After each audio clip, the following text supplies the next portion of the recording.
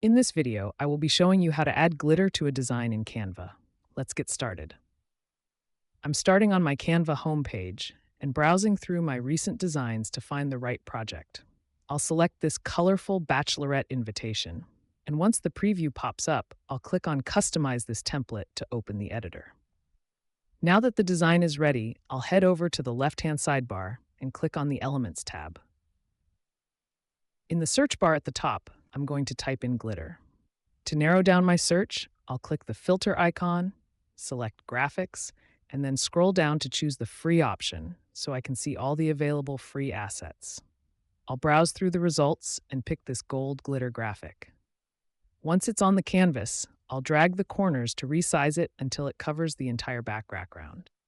To make it look a bit more subtle, I'll click the transparency icon in the top toolbar and slide it down to around 40. This gives the invitation a perfect, elegant sparkle without being too distracting. I hope this helps you add some extra shine to your next project.